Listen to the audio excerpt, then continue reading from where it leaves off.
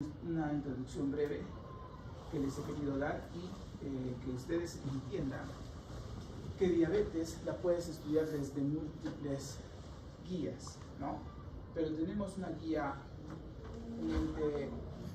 a la que nosotros tenemos que, o en la que nosotros, o la mayoría sigue, ¿no? Si hablamos de ADA, ¿no? Tienes la IDF, tienes la OMS, pero normalmente ADA es la que nosotros tratamos de manejar como una guía. Esta organización cada año hace una publicación de guías de actualización. Normalmente la actualiza los meses de diciembre para el año siguiente. Quiere decir que para este año 2026 ya tenemos una actualización que ha sido publicado en diciembre del año pasado, o sea, hace poco, ¿no? Pero este es del año pasado, ¿ves?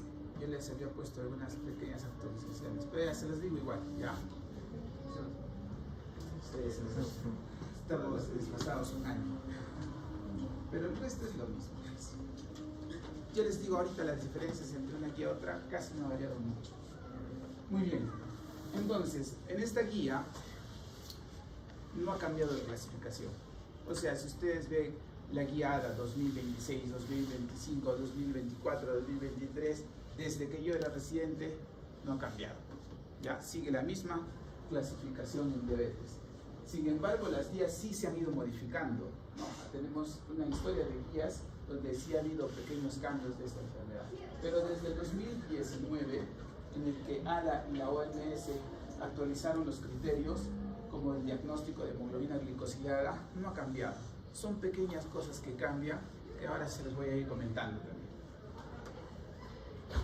¿Por qué es importante que nosotros sepamos esta enfermedad? Dentro de todo grupo de enfermedades que ustedes conocen, como la hipertensión, la artritis, las enfermedades no transmisibles, pues diabetes es una de las enfermedades no transmisibles que ocupa un buen porcentaje. Siempre varía entre 4, 5, 6 en este grupo de las enfermedades de grupos que pueden tener mayor impacto global en su crecimiento de su mortalidad, porque sí hay pacientes que fallecen con diabetes o por diabetes, como la incidencia de esta enfermedad.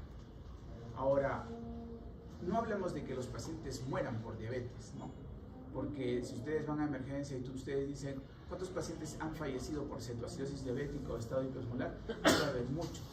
Nosotros hablamos más de la salud de la muerte por el tema de la complicación de la diabetes, que es por la que una persona fallece, no es por la propia diabetes.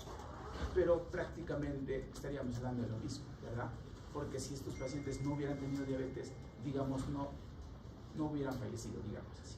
Por ejemplo, una falla cardíaca que te lleva a un infarto, que es dentro de las primeras causas, ¿no? Las enfermedades cardiovasculares. Dentro de las complicaciones de diabetes tienes complicaciones macrovasculares, o sea, falla cardíaca. Entonces este paciente puede tener una falla cardíaca porque tiene diabetes. ¿Listo? Y si es que no tuviera diabetes, quizás no tenga una falla cardíaca. Por lo tanto, no nos desencadenaría una muerte. ¿Sí me dejo entender? Ya está.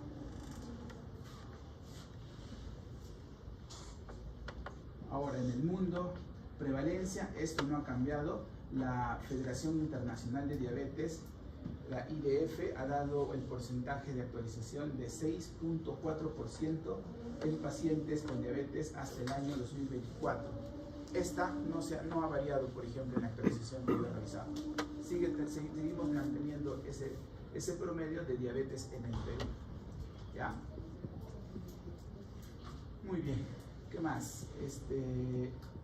Obviamente la IDF es uno de los entes que más nos acerca a la estadística real. Aquí no hablamos mucho de ADA porque ADA es más americana, ¿no? Pero la IDF sí te da un promedio incluso local. ¿Ya? Ahora ustedes dirán, la diabetes actualmente había una progresión, dijeron que para el 2040 quizás más del 80% sean diabetes. ¿Ustedes creen que haya mejorado esa situación? ¿Haya empeorado? ¿Tengamos más incidencia o menos incidencia? ¿Qué piensan? ¿Menos? ¿Por qué? ¿Por qué? ¿Por qué? ¿Por qué ha mejorado la dieta? ¿Por qué ha mejorado la nutrición? ¿Por qué? No. ¿Alguien? ¿Alguna idea? Porque esto iba de mal en peor, pero ha habido una frenada de la mala alimentación y la mala nutrición. Ha habido una pequeña frenada. ¿Por qué? ¿Por qué? Muy bien, por el COVID, ¿no? La pandemia, dentro de todo, no solo ha traído cosas malas, algunas cosas buenas nos ha traído, como entender lo importante que es nutrición, mantenerse saludable, tener un cuerpo que te pueda resistir una enfermedad. Después de esta pandemia, pues ya las personas han tenido más conciencia con lo que comen, que cuánto pesan, ¿no? Y hace que la gente se cuida un poco más. Eso es a nivel mundial. Por eso que ha habido un pequeño freno, ¿no? Listo.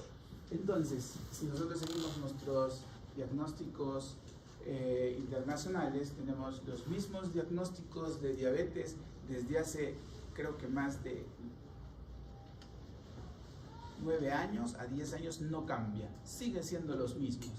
Guía tras guía en nada, mantienen los mismos diagnósticos de diabetes que ustedes deben aprendérselos de memoria.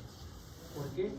Porque les he comentado a los chicos que están rotando conmigo en práctica que los casos clínicos que les va a venir en su examen ahora, que yo voy a preguntar, los que les van a venir en ENAM, en su internado, en su residentado, van a ser en base a casos clínicos.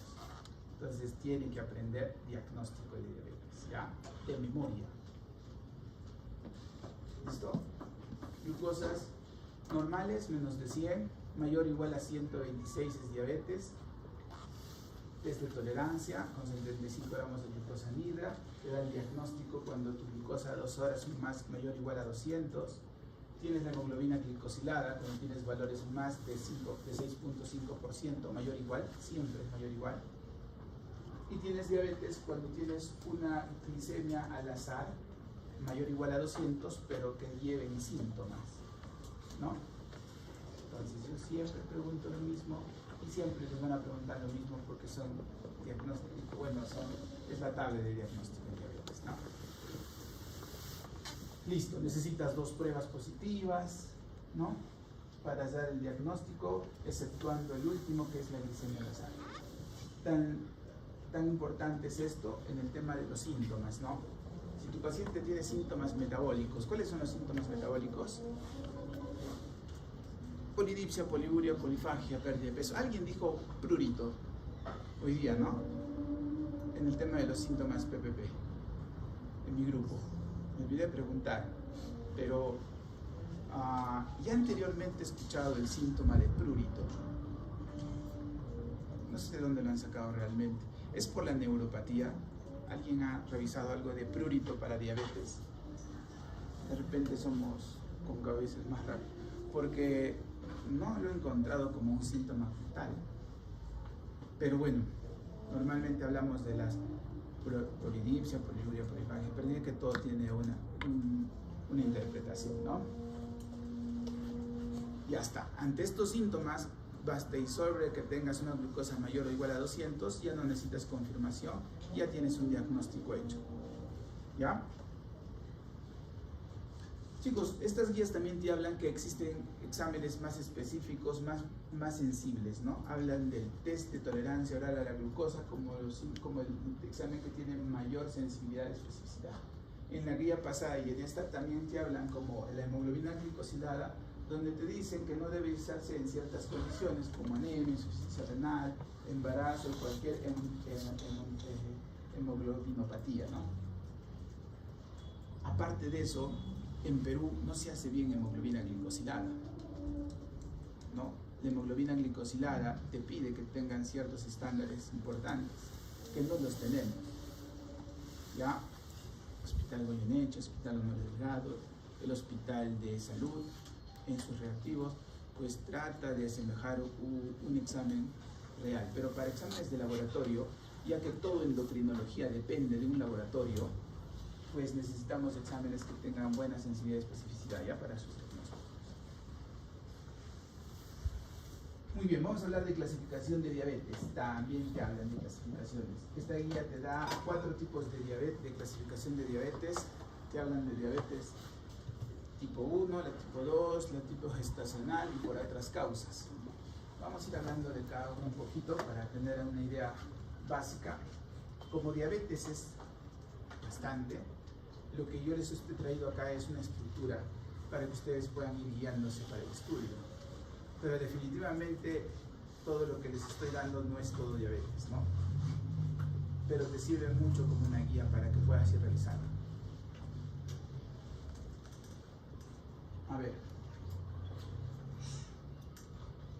sabemos que la diabetes tipo 1 es una enfermedad guiada por alteración inmunitaria. Hablamos de complejos mayores de histocompatibilidad para el diagnóstico de esta enfermedad.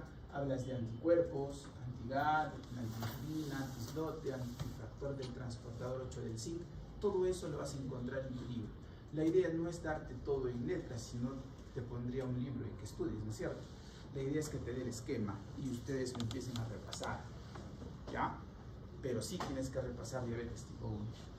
La diabetes tipo 2 también tiene una fisiopatología importante que en los grupos normalmente suelo preguntar, que tiene que ver mucho con las alteraciones en célula beta pancreática y la correlación que existe con el octeto ominoso de Fromso, ¿ya? En donde da los 8 mecanismos fisiopatológicos de la hiperglicemia. Eso, acá también les he puesto algo para que lo puedan ir repasando. Ahora lo vamos a ver, ¿ya?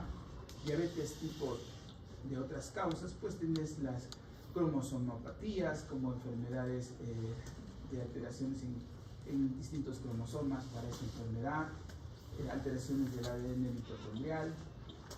Tienes diabetes que causan resistencia a la insulina de otro tipo, como el leprecaunismo, síndrome de Rab, diabetes hipertrófica.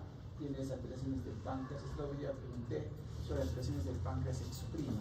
Ustedes saben que en el páncreas existe un endocrino, que es el que produce hormonas, y el exocrino, que tiene que ver más con la parte de la digestión. Pues cuando hablas de un páncreas exocrino, hablas de un páncreas estructural, no tanto funcional, aunque sí tiene una función digestiva, pero no es hormonal. Entonces todas tienen que ver más con el tema de pancreatitis, neoplasias, fibrosis quística, ¿no? Y tienes las endocrinopatías que te llevan a diabetes, como la acromegalia, que es una enfermedad que te puede dar diabetes, la enfermedad de Cushing, ¿no? Feocromocitoma, glucagonoma, hipertiroidismo, aldosterona, son enfermedades que te pueden llevar a diabetes también, que corresponden al grupo de otras causas, ¿no? Muy bien, también tenemos fármacos, ¿no? Creo que el que más conocen ustedes son los glucocorticoides, que te pueden llevar a hiperglicemias y a la larga producir diabetes, ¿no? Pero tienes también algunas hormonas, el diazóxido también, interferones, tratamientos que acá solo hay unos cuantos, pero hay tratamientos básicamente que se utilizan como retrovirales y enfermedades para y el tratamiento de quimioterapia para cáncer, ¿ya? Todo eso te puede llevar a diabetes. Infecciones también te pueden producir diabetes, ahí les he puesto como las rubiolas, como el virus, ¿ya? Y síndromes también. Tienes Down, Klinefelter, Turner, Huntington, ahí tienes síndromes que te pueden o se han asociado por una diabetes de otras causas. Muy bien, chicos, diabetes gestacional, yo había comentado para el diagnóstico es un capítulo mayor, pero en este caso, en este capítulo, normalmente lo pregunto en práctica porque según currícula en diabetes gestacional, más se debe llevar por ginecobstetricia, ¿ya? Entonces, normalmente no suelo preguntar en la parte de teoría diabetes gestacional. Sin embargo, es importante que sepan cosas claves, como por ejemplo, que es una enfermedad derivada de las alteraciones hormonales que se producen en la gestación, ¿no? Como las alteraciones del cortisol, ¿no? De adrenalina, noradrenalina, la progesterona, lactógeno placentario, y todas estas hormonas confluyen en un estado diabetógeno para una gestante, que normalmente según está entre las semanas de 24 a 28 semanas, ¿no? Ada también te da un capítulo en el cual cómo podríamos dar un diagnóstico de diabetes gestacional, ¿ya? Pero como repito, como se lleve más en la parte ginecobstetricia, yo no voy a incidir mucho en diabetes gestacional, pero sí en diabetes tipo 1, ¿no? Muy bien. Entonces, importante en diabetes tipo 1 es una destrucción inmunológica de células beta, ¿no? Interacción entre factores genéticos, entonces sí hay una poligénica, es una enfermedad de varios genes. Existe un periodo, dice, largo, asintomático, con presencia de anticuerpos, que es un periodo de latencia, y infiltración de células mononucleares en exoislotes, que se llama insulitis, ¿no? Muy bien. Tiene prevalencia y asociación con otras enfermedades autoinmunes, como la mayoría de enfermedades autoinmunes, como la que se compara con la anti-TPO, la antitiroperoxidasa, hasta un 40% de asociación. Anticuerpos de células parietales, también, anemia perniciosa, y de las transglutaminasas para enfermedad celíaca. Eso quiere decir que el diabetes tipo 1, cuando uno tiene un diagnóstico, tiene que descartar todas estas enfermedades, ¿ya? Enfermedades autoinmunes del cortisol también. Entonces, tener diabetes tipo 1 te abre una puerta a otras enfermedades más que tienen que ser descartadas. Se tiene que hacer el screening en todos los niños que tienen este tipo de diagnóstico, ¿ya? ¿Qué tan frecuente es diabetes? Para que ustedes tengan una idea, en el Hospital Goyeneche, digamos, para poner un ejemplo, de 100 pacientes que vemos con diabetes, pues 2 tienen diabetes tipo 1. Y los otros 98, ya bueno, unas cuantas más serán diabetes de otras causas, pero básicamente más del 90% son diabetes tipo 2. Como se dan cuenta, es una enfermedad relativamente rara, ¿no? Pero eso es solamente acá. ¿Existirá diabetes tipo 1 más en otros lugares que acá? Pues sí, también. También está asociada con la enfermedad de Addison, que es una insuficiencia suprarrenal de la 21-hidroxilasa, se habla de enfermedad suprarrenal de adultos, ¿no?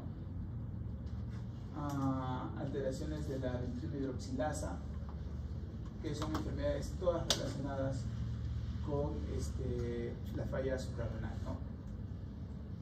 Es que la enfermedad de Addison, chicos, tiene varias variantes, eso lo van a ver, supongo, en suprarrenal, ¿ya? Pero como ustedes sepan que esta enfermedad tiene una relación grande con estas enfermedades, suficiente. Si hablamos del LADA, es una incógnita todavía en ADA, ¿no? LADA te dice la enfermedad de diabetes latente de inicio en el adulto. Es como una diabetes tipo 1 que normalmente es diagnosticada en edades tempranas, antes de los 12 años. LADA normalmente se diagnostica en adultos jóvenes, como 30 años, ¿ya? Entonces, cuando le toman anticuerpos, ven que algunos anticuerpos son similares y dicen, quizás no sea una diabetes diferente, quizás simplemente es una diabetes tipo 1 que ha sido diagnosticada tarde, ¿ya? Por ahí se está estudiando como este tipo de la famosa diabetes LADA.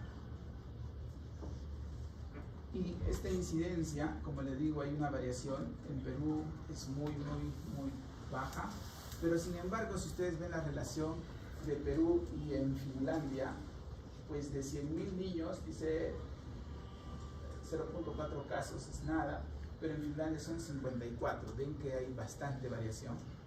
¿Qué quiere decir con esto? Que sí existen lugares donde existen prevalencia de diabetes tipo 1, ¿ya? Muy bien.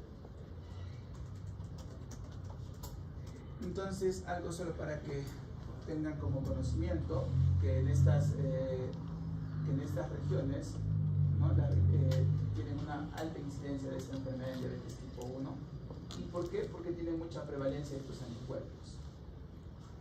En la patogenia dijimos que hay una destrucción selectiva de células beta, hay una insulitis, ¿no? Un proceso inflamatorio, una alteración en células CD4, CD8, ¿no? Se activan también los complementos. tenemos los genes. Este es una, más o menos una guía en la que ustedes tienen que ir viendo las diferentes variantes que puede haber, pero sobre todo las activaciones que hay de del CD4 y del CD8. A ver, acá les he puesto más claro. Bueno, tienes el HLA, las variantes y las variaciones que puede haber. No, obviamente chicos, no se asusten, yo no les voy a preguntar todo esta parte porque esta parte es más de genética, pero sí tienen que saber por lo menos HLA de A1 es el que más predomina para el diagnóstico de esta enfermedad. Bueno, esto sí lo han visto ustedes, ¿no? Este es un proceso inflamatorio donde lo pueden ver en microscopio, ¿no? De inflamación y el proceso de inflamación y la destrucción de estas células. Anticuerpos importantes, te pide que evalúes por lo menos 3 anticuerpos a 4, les hablé del GAT, del anticuerpo transglutaminasa, de los IAR, antislote, antiinsulina, y acá nos falta un anticuerpo que es el transportador del zinc, ¿no? TZ8, que es el que te pide también. Ahora chicos, ¿cuál es el problema? Todo esto se hace acá en Arequipa. Si se hace ROE, te hace los anticuerpos. Tú entras ahorita a tu celular y pones quiero saber anticuerpos ya, o llamas y te dicen quiero hacer el diagnóstico de diabetes. ¿Cómo hacer el diagnóstico de diabetes tipo 1? Llega un niño por tu emergencia o por donde tú estás, donde te toca, y tú dices, pero tiene glucosa en 500. Lo más seguro es que pueda ser una diabetes tipo 1 porque es un niño. Pero ¿cómo haces el diagnóstico de confirmación? Pidiendo anticuerpos, ¿no es cierto? Entonces tú pides anticuerpos, lo puedes pedir a ROE y pides que DC12 estos anticuerpos, ¿no? El GAT65, el IA2, el antiinsulina, el TZ8, y ROE te da una respuesta luego de la toma de estos anticuerpos y te dice si son positivos o si son negativos. Acá viene el gran problema. El costo de los anticuerpos para el laboratorio acá en Perú, que quedan acá en la calle Enmel, que es donde te hacen normalmente, pues te cobran como más de 1000 soles, ¿ya? El tema de los dosajes de estos anticuerpos. Pero ustedes han visto en las empresas diapositivas que hay muchas variantes, entonces el tomar todos estos anticuerpos no te asegura que salga positivo para el diagnóstico, así sea una diabetes tipo 1. O sea que hay un porcentaje con diabetes tipo 1 que te salen negativo en anticuerpos. Eso quiere decir que voy a pedir eso a los familiares y pueden ser un gasto por gusto, porque pueden salir negativos, ¿no? ¿Qué es lo que hacemos? Pruebas terapéuticas y simplemente lo asumimos que puede ser una diabetes tipo 1, porque lo más seguro es que sea una diabetes tipo 1, ¿ya? Entonces, diagnóstico para diabetes tipo 1 sí es un poquito más complejo a veces, no es tan fácil como la diabetes tipo 2, que bueno, no necesita un diagnóstico de este tipo.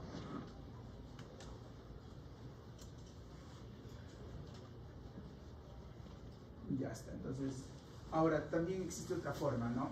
Ustedes han escuchado de la secuenciación de microarrays para genoma.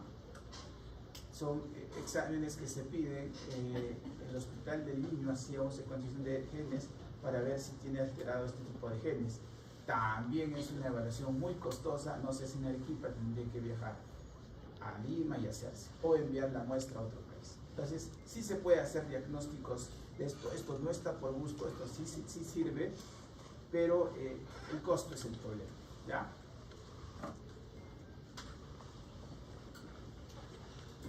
Bueno, entonces diabetes tipo 2 es lo más frecuente, digamos que es lo que más tendríamos que ver, y es lo que todos hemos visto siempre, ¿verdad?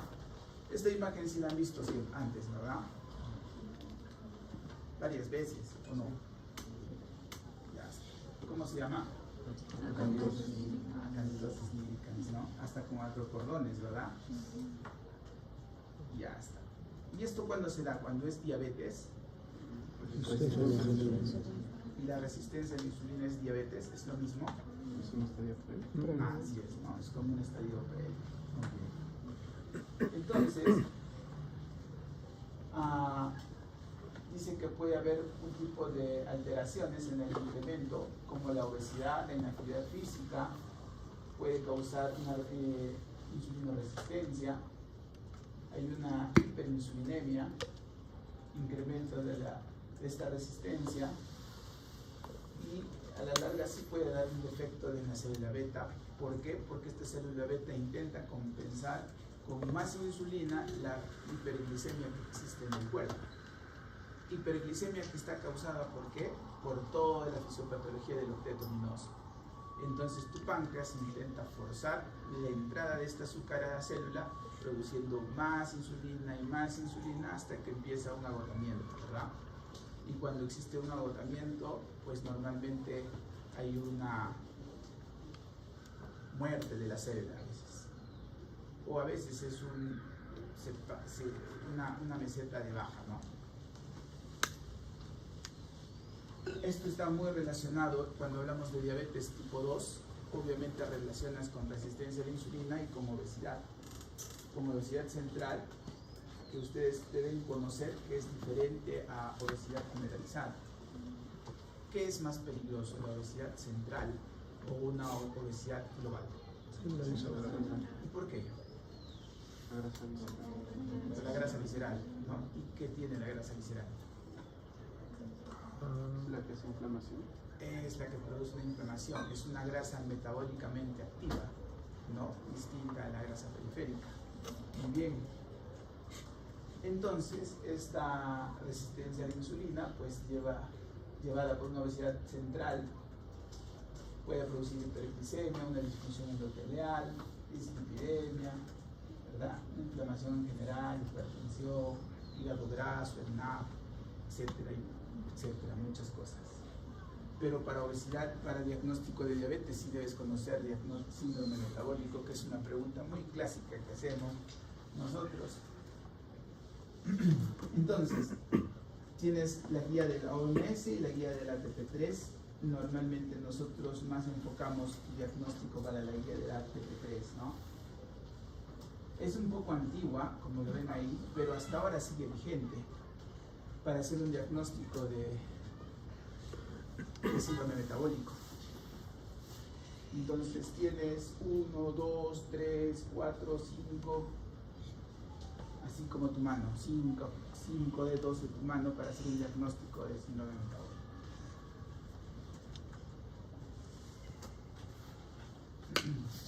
De los cuales el más importante de todos normalmente debe ser tu dedo pulgar, o sea, obesidad, ¿no es cierto? Para que tú digas que un paciente está en síndrome metabólico, tiene que tener obesidad. ¿Ya? De preferencia, obviamente, obesidad central. Y ahí tienes 4 dedos más. Entre tus 4 dedos puede haber una alteración de tu glucosa, puede haber una alteración de tu presión arterial, puede haber una alteración en los lípidos, como la disminución de HDL, y puede haber una alteración en los niveles de triglicéridos. Entra acá LDL colesterol. Siempre se han equivocado con lo mismo. Siempre en las preguntas todos marcan LDL colesterol. Pues LDL colesterol, las lipoproteínas pequeñas y densas, no están dentro del síndrome metabólico. ¿Por qué? Porque por sí solas ya forman todo un grupo de diagnóstico. ¿Ya? LDL sí es muy dañino, mucho daño para nosotros en general. Por eso ya tiene una clasificación aparte. Hasta cardiología tiene una clasificación aparte, ¿no? Pero HDL sí entra. Entonces, chicos, glucosas más de 100, tienes triglicéridos más de 150, HDL dependiendo si es hombre o mujer bajo, entre 40 y 50, tienes perímetro abdominal, 88 para mujeres, 102 para varones, nos dice la guía americana. Nuestra guía, tenemos guía nacional, no es cierto, y una guía de Perú que te diga para el síndrome metabólico. ¿Salió alguna resolución ministerial, algo así? No, pues, ni siquiera latinoamericana casi tenemos, pero sí tenemos guía asiática. ¿Y nuestro fenotipo es más asiático o más americano o más europeo? más asiático, pues, ¿no es cierto? Y la guía asiática no te habla de estos valores, te habla de mujeres en perímetros menos de 80 y varones menos de 90. Quiere decir que es algo menos de lo que está ahí. ¿Ya? Muy bien.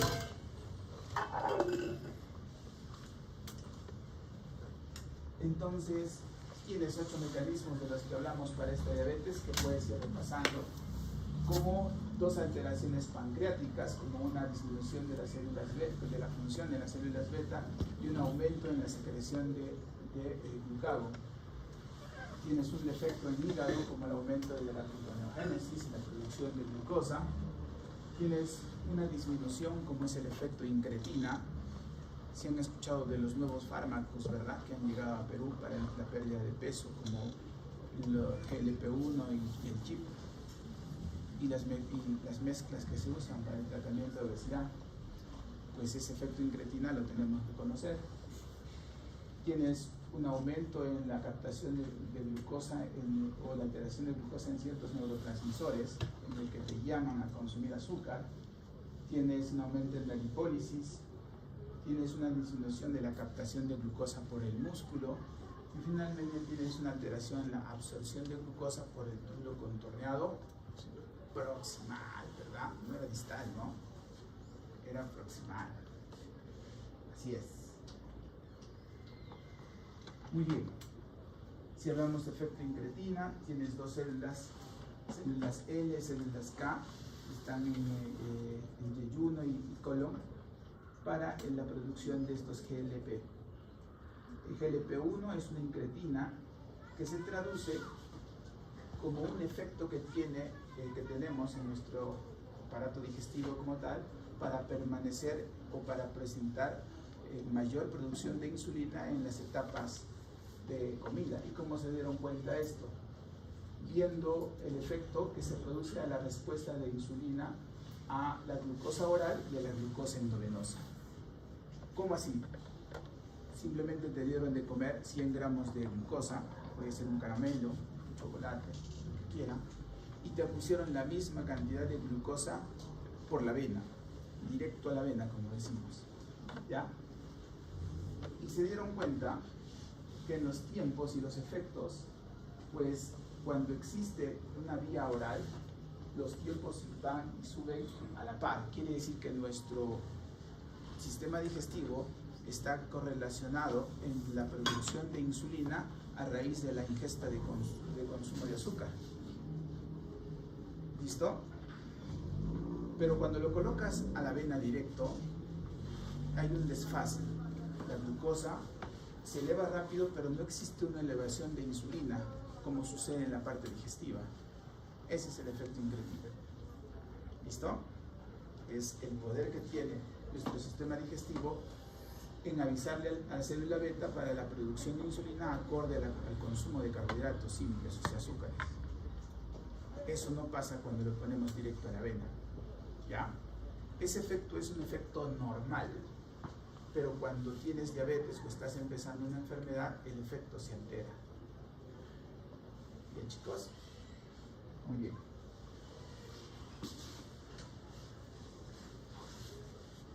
Entonces, lo que explicamos, ¿no? Tenemos una ingestión de alimentos, puede ser las cantidades que quieran. Esto va a producir una liberación de estas hormonas, ¿no? Este efecto con GLP-1 y GIP son las 2 hormonas que se activan para la estimulación del páncreas en la producción de mayor insulina dependiente de glucosa, ¿no? Entonces la insulina aumenta la captación y la periférica en sí de glucosa. El glucagón disminuye y hay el aumento de la insulina y la reducción de glucosa reducen la liberación de glucosa en general. Entonces este efecto está relacionado tanto con la producción de insulina en el páncreas como la captación de esta glucosa sanguínea por hígado y por músculo. Entonces el efecto incretina es beneficioso, ¿verdad? Para nosotros todos tenemos un efecto incretina, digamos, que nos lleva a una homeostasis normal. Aprovechando de esto, estas 2 hormonas, estos 2 péptidos, estas 2 proteínas que se han descubierto se han manipulado para el tratamiento farmacológico, ¿no? Entonces, de ahí salieron los famosos análogos LP, ¿no? Y los que por cierto son muy caros, ¿no? Esos fármacos han llegado a Perú con un costo bastante alto. Muy bien. Esto también es importante, ¿no? Esta imagen, ¿qué es? Es una nefrona, muy bien. Entonces, la absorción de glucosa por una nefrona normalmente está en el túbulo contorneado proximal, ¿no? 90% se debe reabsorber normalmente. Entonces, el defecto en la reabsorción de este azúcar en mayor cantidad produce también hiperglicemia en sangre. Y esto es parte de unas alteraciones y modificaciones que se han hecho estos cotransportadores. ¿Qué cotransportadores? Los famosos cotransportadores sodio-glucosa llamados SGLT2. También es un punto importante en el octeto venoso de Fronso en la producción de más azúcar en sangre por esta razón. Y para eso también existe un punto en la medicación, porque existen fármacos que inhiben estos cotransportadores, ¿no?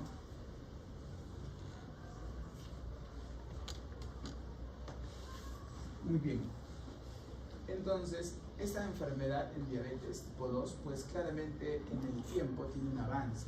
Entonces, chicos, es importante que ustedes aprendan algo clave en diabetes, ¿ya? La diabetes es una enfermedad crónica, ¿verdad? Es una enfermedad degenerativa. Es una enfermedad que avanza y no retrocede, por más tratamiento que tenga, ¿ya? Y a la larga, pues puede producir incluso presencia de sustancias amiloides en páncreas. Entonces, yo siempre a los pacientes, como para que me entiendan, les explico de esta forma, ¿no? Si un paciente tiene un páncreas que es como una fábrica y tiene 100 trabajadores, ¿cuántos trabajadores han debido de irse para que la fábrica colapse y forma diabetes, por así decirlo? Hablamos de páncreas y célula beta, ¿verdad? ¿Cuántas células beta han tenido que fallecer para que este páncreas se convierta en diabético? Porcentaje. ¿Cuánto? Exacto, 50%. Quiere decir que para que un paciente se convierta en diabético, en célula beta ha tenido que tener un 50% de alteración de célula beta o conversión de amiloide. Entonces, para hacer un diagnóstico de diabetes, tu páncreas debe funcionar menos de la mitad. ¿Eso quiere decir que la diabetes ahí empezó? No, ¿verdad?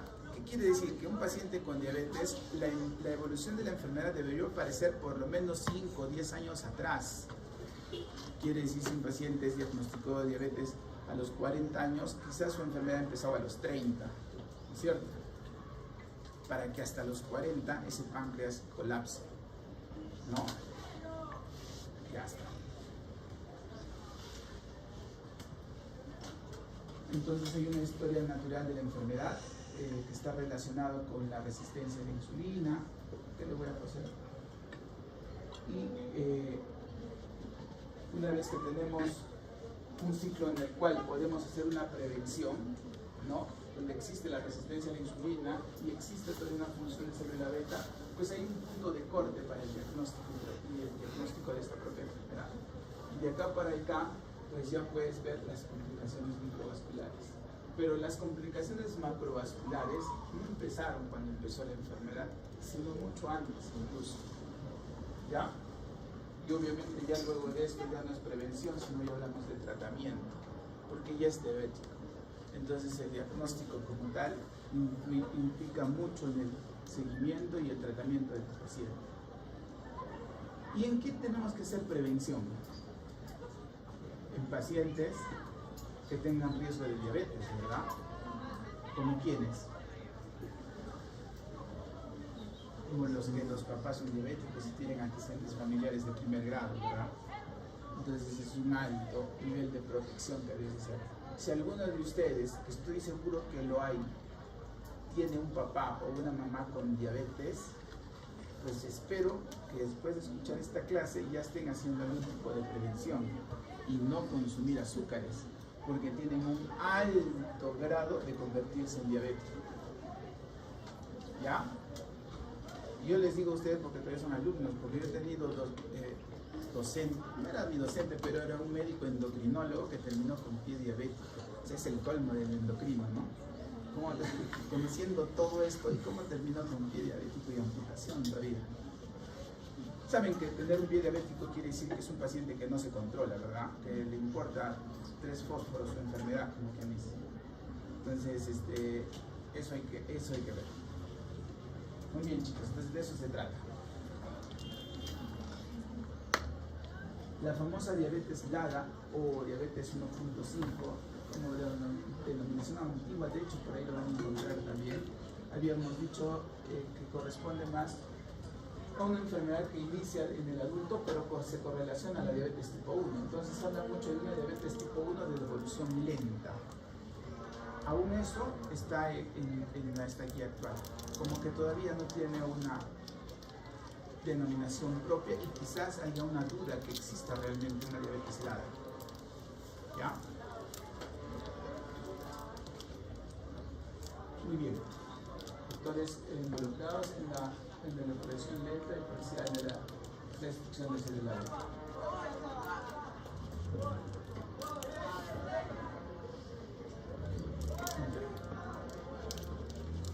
Entonces, para diabetes tipo 1, a ver, chicos, denme un ratito ya.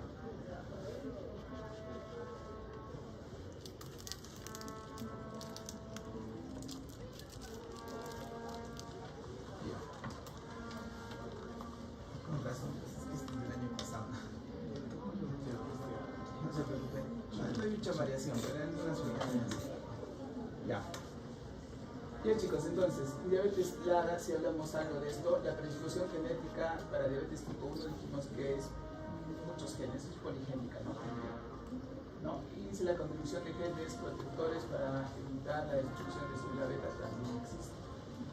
Existe una regeneración parcial de la célula beta. Esto, chicos, como para que lo entiendan más rápido y sea más claro con ustedes. ¿Cómo es eso de una regeneración parcial de célula beta? Si no se supone que hay una apoptosis y hay una muerte. Esto más, chicos, se ve en los estudios que han visto en personas con diabetes que llegan a un debut de esta enfermedad. Yo les he dicho que cuando una persona llega a un debut de la enfermedad, quiere decir que la mitad de su páncreas ya no sirve, ¿no es cierto? Que ha habido una muerte irreversible de estas células.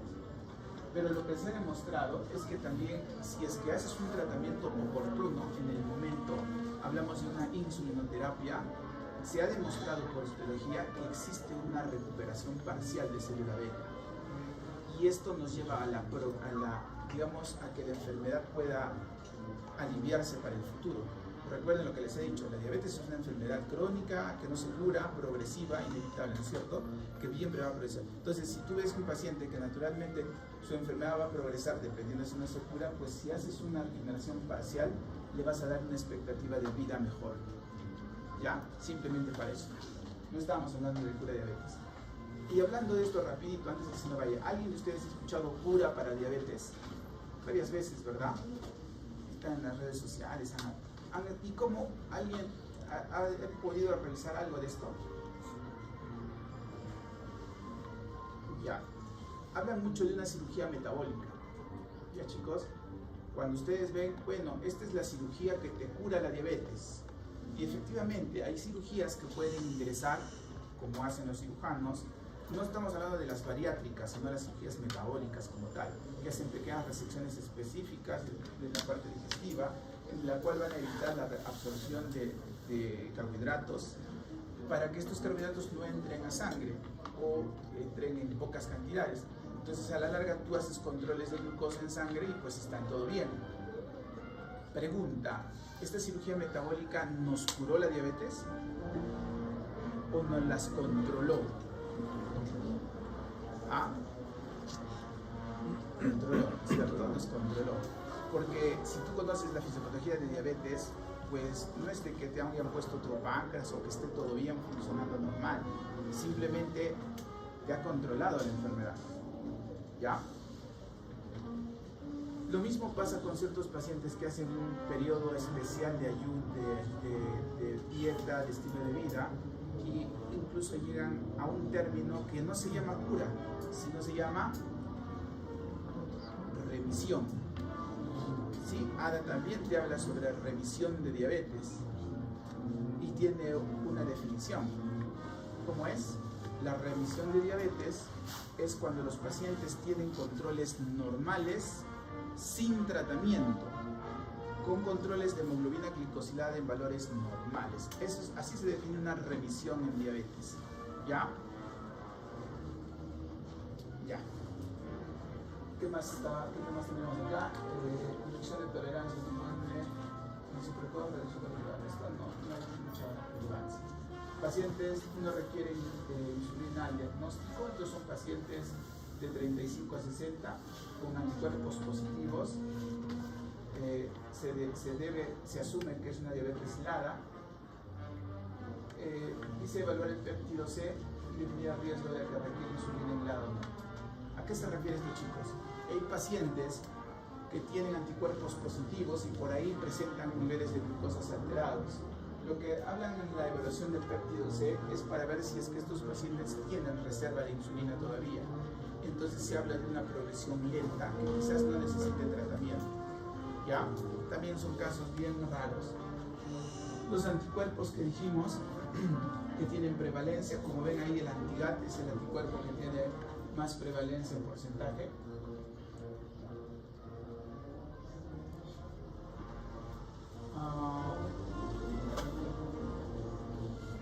Chicos, ahí es diabetes tipo 1, ¿ya? No es diabetes tipo 2. Diabetes tipo, bueno, tenemos igual la parte genética, como les dije, el HLA, el R3 y 4 son los que nos importan para la parte del genotipo. Y en diabetes tipo 2 igual hablamos de una enfermedad, también es una alteración genética, pero es poligénica igual. Y MODY, pues hablas de una diabetes monogénica, que quiere decir que la alteración no es de varios genes, sino de solo uno, ¿no? Por eso es monogénica. Ahora, hablar del diabetes MODY, que ustedes lo van a evaluar, chicos, no se estresen tanto, porque desde que yo empecé a revisar diabetes MODY hasta ahora, no sé cuántos ya habrá, porque cada vez aparece más, y más, y más, y más. Sobre todo para los que vayan a ser genetistas, no sé si acaba de haber especialistas en genética, pero hablan mucho de MODY, y cada año encuentran un MODY, uno y el otro. Creo que había como 20 MODYs o 15 MODYs, y luego van avanzando y avanzando. Ya está, entonces esto es una imagen donde te da más o menos el grupo de diabetes tipo 1, la LADA que está entre el 1 y el 2, ¿no? Hay alteraciones en círculos pequeños como la monogénica, la MODY, la neonatal. Diabetes neonatal, no hemos hablado mucho de esta diabetes porque es una alteración genética también, que no corresponde tanto a una alteración hormonal. Pero son niños que nacen con deterioro en general familiar. No es diferente, chicos, a la diabetes tipo 1, ¿ya? La diabetes tipo 1 es un carácter autoinmune. La diabetes neonatal es una diabetes producida por alteración genética. Desde niños tienen el problema, ¿no? Desde bebé, desde neonato es el problema. Pero el tratamiento para todos y las complicaciones para todos los tipos de diabetes es lo mismo. Entonces, hasta acá es diabetes, su clasificación, su diagnóstico, ¿ya? A ver, vamos a tratar de acelerar en las complicaciones.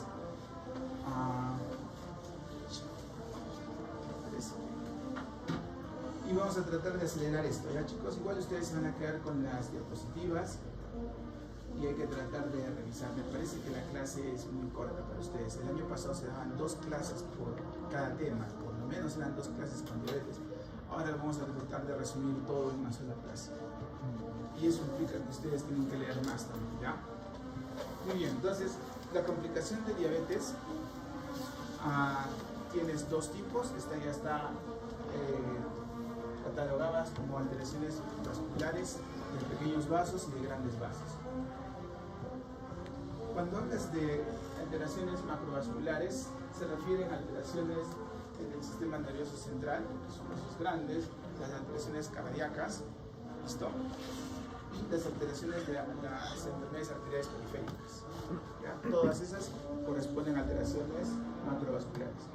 Y cuando hablas de alteraciones microvasculares son de pequeños vasos, entonces los vasos que llegan a la retina, produciendo retinopatía diabética, los vasos que llegan a riñón o que se forman en el riñón básicamente en glomérulo, ¿ya? Ahí está el daño, y los vasos que inervan la vasa nervorum del túbulo de las neuronas, ¿no?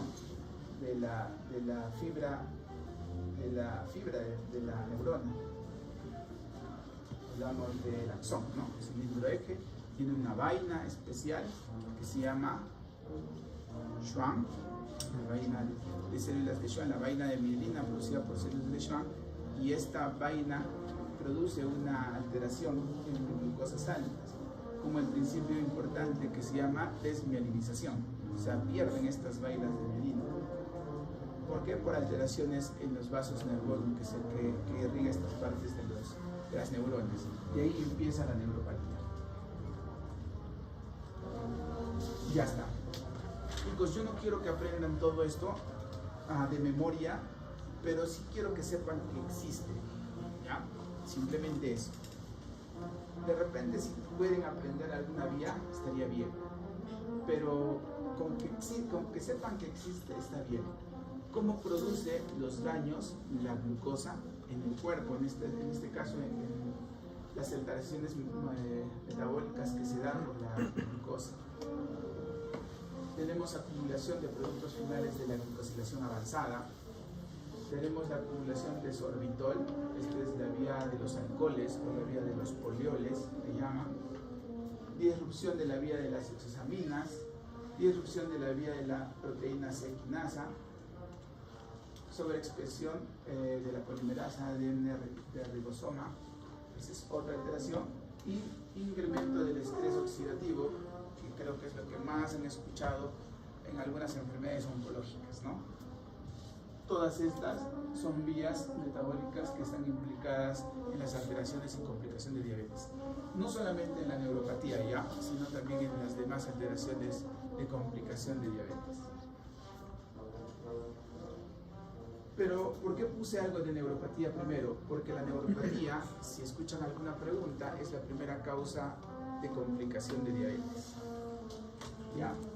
¿Cómo se manifiesta? Ante manifestaciones clínicas como ardor, hormigueo, quema, frío, dolor, descargas eléctricas, todo eso te puede producir una neuropatía.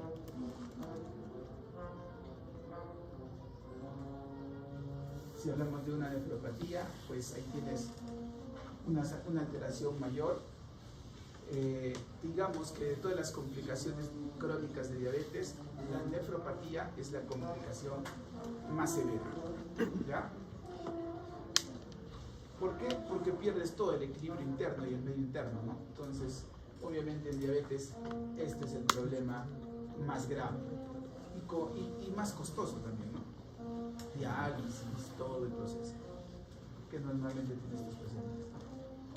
¿Y cómo se da? Tenemos un funcionamiento de factores que desencadenan esto, ¿no? Todo empieza siempre con la hiperglicemia y la glucotoxicidad. Una hipertensión intratubular, activación de las vías metabólicas, por eso les dije que más o menos traten de familiarizarse con los nombres, ¿no? La formación de productos de la glucosa avanzada, estrés oxidativo, la vía de los polioles, la vía de la quinasa, todas estas, cada una de estas es una vía. Por eso les digo, no quiero que se memoricen, no creo que nadie les pregunte la noción de una vía, pero sí que sepan de qué se trata o en qué consiste, cómo así la glucosa produce el daño en nuestras células endoteliales, ¿ya?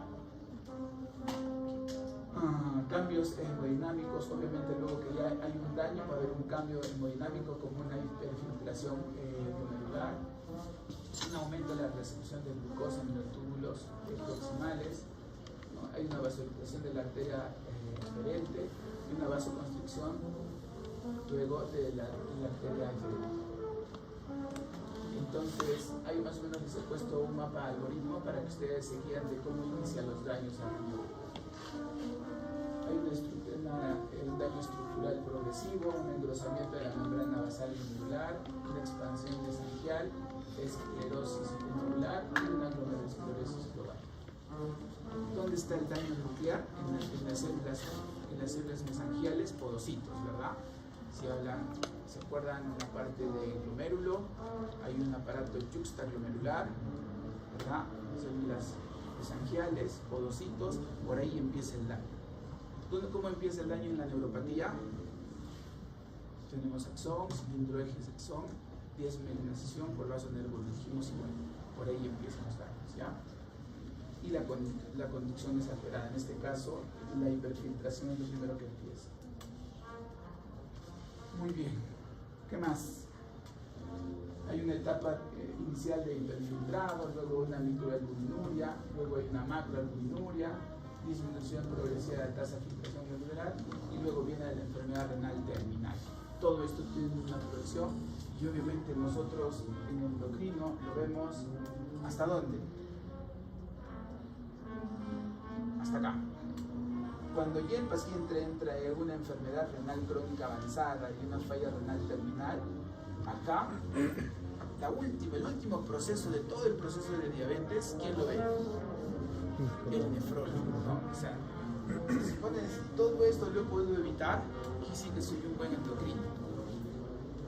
Pero si el paciente ha llegado a diálisis, terminó falla renal terminal y ha llegado ya a un nefrólogo, porque lo único que va a hacer el nefrólogo es controlar el interno y dializarlo, pues quiere decir que he fracasado, ¿no? Con el paciente. No lo he podido controlar. O el paciente no me ha hecho caso. Lo más seguro, ¿no? Lo más seguro es que no me haga caso. Pero más o menos de eso se trata, chicos, ¿ya? Toda la parte hasta acá es lo que nosotros llevamos. Y en práctica, según los que están con su docente endocrino, su tutor de endocrino, verán que por eso pedimos microalbuminuria, la tasa de filtración glomerular, vemos si el paciente tiene problemas neuropáticos, incluso hacemos exámenes iniciales de monofilamento y todo eso para que el paciente no llegue a una etapa terminal. En la fisiopatología de retinopatía diabética les he puesto lo más importante también, ya, hiperglucemia crónica.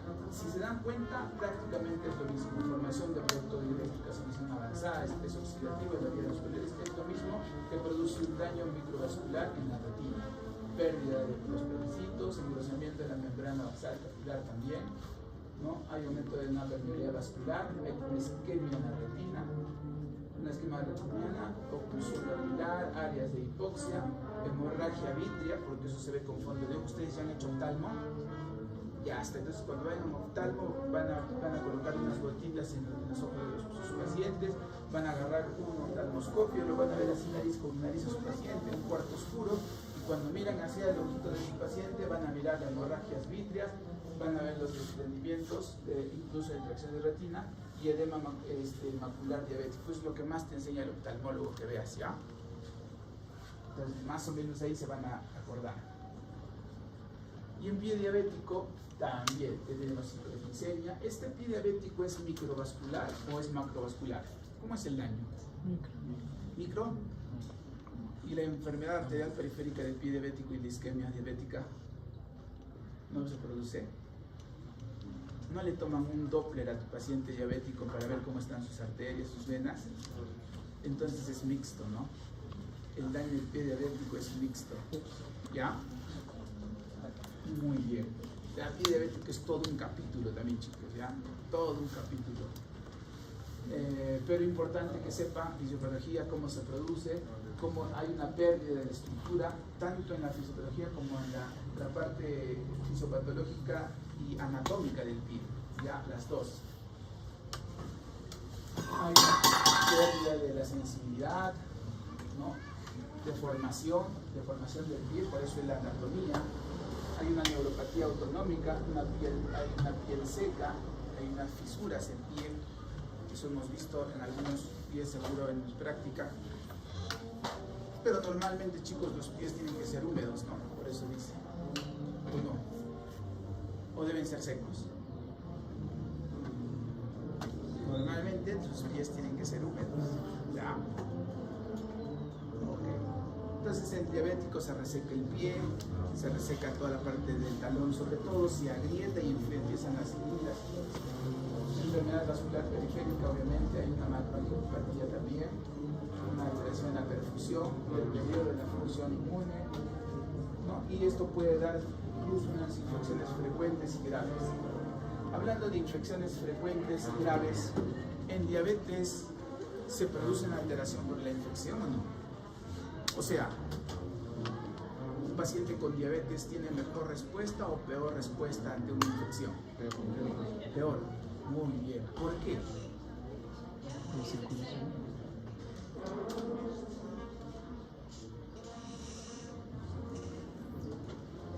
Pero si todos me han respondido a la forma, a una sola voz, peor, dicen, tienen que saber el por qué. Ya, chicos. Entonces, diabetes es una enfermedad que produce alteraciones en la quimiotaxis, ¿verdad? El macrófago, para la fagocitosis de la bacteria, entonces en la salida de la diapedesis y todo el proceso de la fagocitosis en la hiperglicemia se ve alterada. Por tal motivo, las infecciones se hacen más complicadas de tratar. ¿Ya? Entonces, por ahí está con todos los factores que tenemos nuestra defensa, ¿no? Nuestra defensa celular. Ya chicos, tenemos hasta ahí las complicaciones crónicas. Ya, vamos a hablar algo chiquito. Ahora, las complicaciones macrovasculares, si hablamos de falla cardíaca y falla celular, la falla cardíaca lo van a ver en cardio, chicos. Por eso una parte está ahí, no lo puedo hacer todo a la vez, ¿ya? La falla cardíaca, la enfermedad cardíaca por diabetes, no lo podría ver yo, sino me tendría que quedarnos 3 días siquiera, porque es todo un capítulo aparte. Y la falla cerebral metabólica por diabetes también lo seguro van a pasar por neurología, que es todo otro capítulo. Pero ya ustedes tienen que formar su esquema acá, como su algoritmo, cómo son las fallas más o menos. Complicaciones agudas, ya con esto terminamos. 2 complicaciones graves. Ya, en la parte de la cetoacidosis diabética tenemos una fisiopatología simple.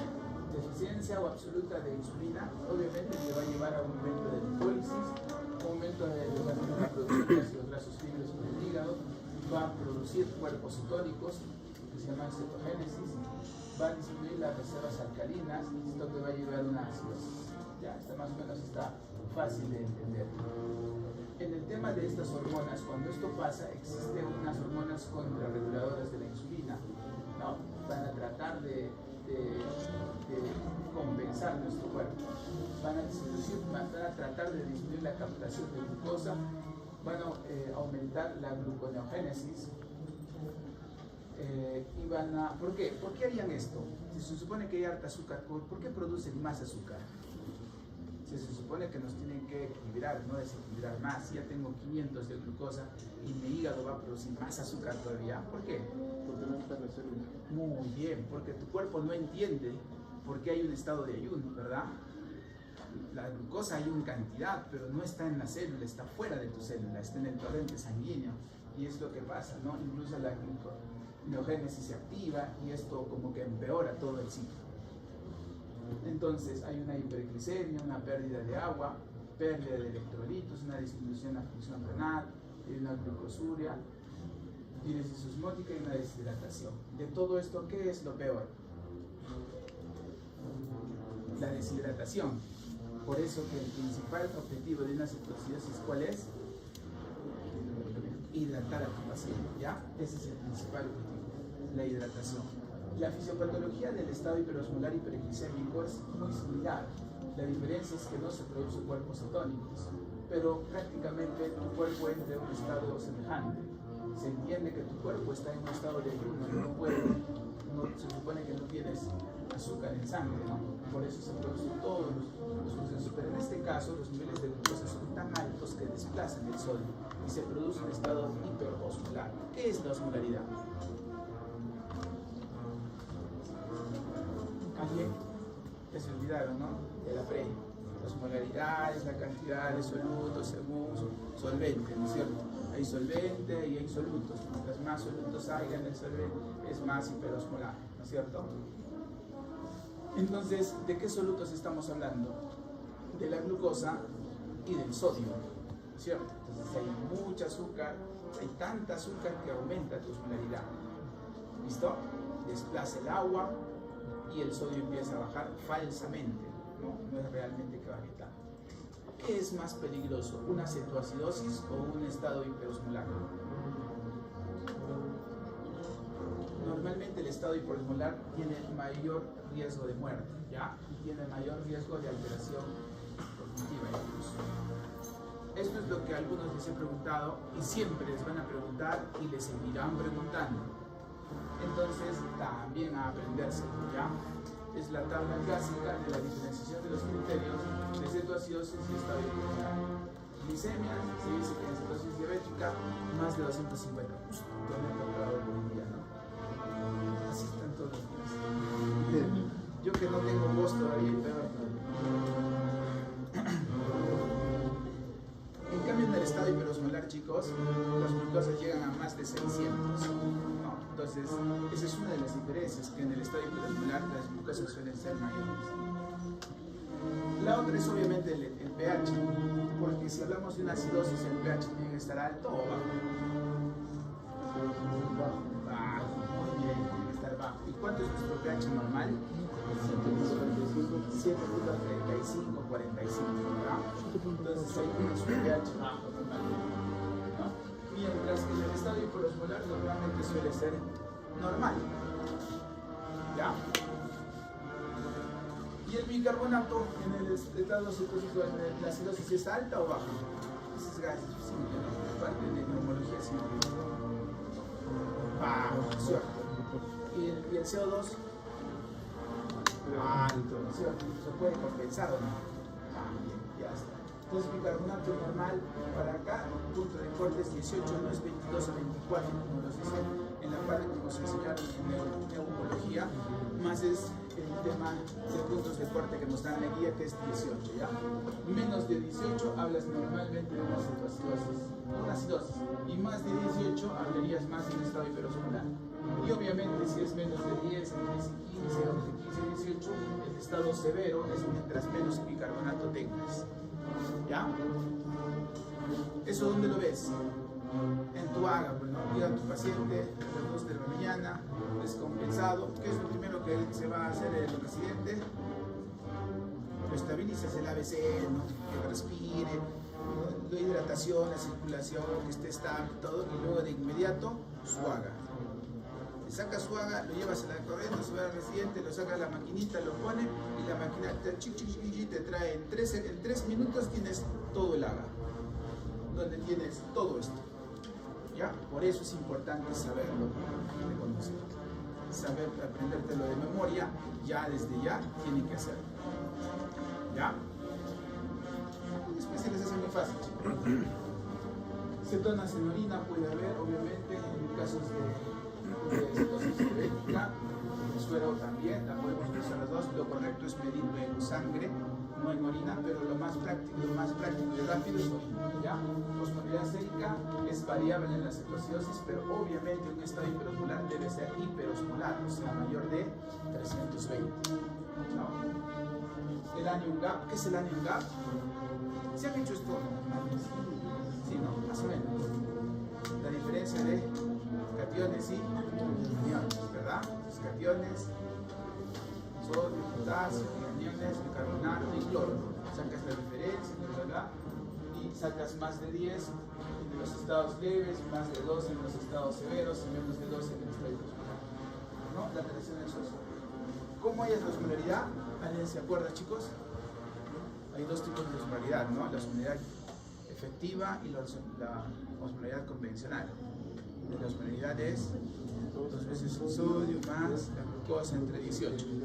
Ya está. Si te has olvidado, acá igual te he puesto. No, ya. Si acaso se te olvidas, ahí tienes tu mataburrito. Igual que el anion gap, ¿no? Sodio, digo nada más, o el anion gap efectiva, solo el sodio porque es el más abundante, el potasio es muy poquito, ¿verdad? Ya chicos, esta es nuestra última diapositiva. Este es el modelo del día. No no, ya está, acá les explico rápido. Es del 2025. En el 2026 ahora el tratamiento no ha variado, pero sí da las recomendaciones importantes de ADA 2026. Número 1, la primera recomendación habla mucho del monitoreo continuo. ¿Saben qué es un monitoreo continuo de glucosa? Existen aparatos que se ingresan a los pacientes con diabetes y tienen un sensor en el cual tú puedas tener un control de glucosa cada cierto tiempo. Es más, en tu celular puedes conectarlo con estos sensores y en tu celular te puede estar dando una curva de glucosa cada 30 minutos. Eso es un monitoreo continuo. Similar a un ¿qué? A un mapa. Si han hecho cardiología y han hecho mapas, ¿no es cierto? Para diagnóstico de hipertensión. Ya está, igual, es semejante a un mapa. Eso le recalca el ADA 2026, que para todo paciente con diabetes tienes que priorizar un monitoreo continuo. Por eso les digo que es ADA, porque es americano. Obviamente en Perú nadie hace monitoreo continuo, porque es muy caro, pero es importante saberlo. En eso te espero. Todo paciente con diabetes intenta manejar un monitoreo continuo. La otra cosa, de arranque dar dos tratamientos para diabetes de arranque. Antes solo dábamos metformina de inicio, ahora no, ahora de arranque es 2. Y tienes que individualizar a tu paciente para el tratamiento. Si es que tu paciente tiene enfermedad cardíaca, esto es igual, ¿ves? Enfermedad cardíaca, enfermedad renal, cerebrovascular, para ver si es que sugieres un tratamiento de primera línea, como por ejemplo los inhibidores de la SGLT2. ¿Cuáles son estos? Los que trabajan en el riñón, ¿verdad? En el túbulo proximal. ¿Para qué? Para reducir la precarga y la poscarga. En el caso renal te ayudaría mucho y en el caso cardíaco también, ¿no es cierto? Entonces, por eso se incide acá. En la parte de la enfermedad renal crónica te da un pilar más. Aparte de usar SGLT2, puedes usar un análogo del GLP-1. ¿Se acuerdan del GLP-1? Un efecto incretina que se producía, nos ayuda mucho para el funcionamiento renal. Y en esto también agregan otro fármaco que es un antagonista de los mineralocorticoides que se llama finerenona. ¿Ya? Ese fármaco también lo hemos puesto acá para el tratamiento de enfermedad renal. ¿Ya? ¿Qué más? Entonces, ustedes han hecho farmacología por grupos de medicamentos. Ustedes se acuerdan de los grupos de medicamentos para diabetes, ¿verdad? Las sulfonilurias, ¿se acuerdan de sulfonilurias? Secretagogos de insulina que actúan al receptor SUB1 de célula beta, producen una despolarización, entrada de calcio, producción de cuerpos de gránulos de glucosa. Pues estas sulfonilurias en fármacos son los desaconsejados ahora también. Todas las sulfonilurias tienen un tiempo de acción muy malísimo, tanto así que en otros países no se da. La famosa glibenclamida, limepirida, ¿no? Las glincidas son sulfonilurias que en la mayoría de los pacientes ya están como fármacos desaconsejados. Pero en Perú sí lo tenemos, pues, el Goyeneche, el Honorio, activa, ¿cierto? Porque obviamente no tenemos para comprar SGLT2, pues son muy caros. La sulfoniluria está a 10 céntimos cada pastilla, igual que la metformina. En cambio, en SGLT2 te cobran 3 soles y es tratamiento diario, entonces no hay plata. No, ese es el problema. Entonces se van a dar cuenta, chicos, que el tratamiento, una cosa es lo que te dice la guía y otra cosa es ustedes lo que van a ver y van a decir, pero si a mí yo he aprendido en mis clases de que es un SGLT2, tiene que ser un análogo también. El análogo, el lapicerito de análogo, pues te cuesta más de 300 soles el lapicerito por mes. Pues no damos análogos normalmente en Goyeneche, en el Honorio. ¿Qué damos en Goyeneche, en Honorio? Metformina y glibenclamida. Hasta en el salud también, metformina y glibenclamida. Sanidad, metformina y glibenclamida. Ya está. Bueno, cuando no funciona el tratamiento y llegamos a metas de control. ¿Cuáles son metas de control? Glucosas de ayuno menos de 130 y glucosas postprandiales menos de 180 con una hemoglobina glicosilada menos del 7%, según el grupo etario, ¿verdad? Si tú llegas a esas metas de control, bacán, te quedas con tus pastillas. Pero si tu paciente sale de estas metas y tu hemoglobina glicosilada se va por encima o se dispara, pues tienes que hacer un tratamiento combinado e incluso con insulina, ¿verdad?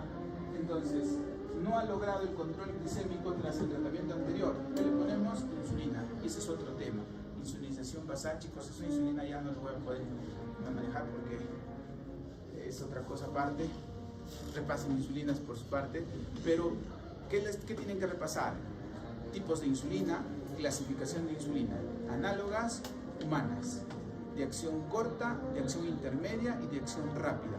No son muchas, son 3 insulinas basales, Clargina, Detemir y Decudet. Son 3 insulinas de acción ultra rápida, Aspar, Glulicina y Lispro. Y son 2 insulinas humanas que utilizamos en los hospitales, la NPH y la cristalina. Se acabó, no hay más. Lo demás son combinaciones que puede haber. Entonces ustedes tienen que estudiar insulinas desde el punto de vista de clasificación. Como endocrino a veces dicen, no, pero está muy engorroso todo. Lo que yo les recomiendo es que todo lo estudien por algoritmos y clasificaciones. Así se les va a hacer mucho más fácil. ¿Ya? Controles, hemoglobina cada 3 a 6 meses, eso es lo que también te dice la guía, que mantengan los controles en pacientes con diabetes y debemos tener este tipo de control. Nada más. Ya. Listo. Ahí terminamos. ¿Alguna pregunta que quieran? La que quieran. Aprovechen.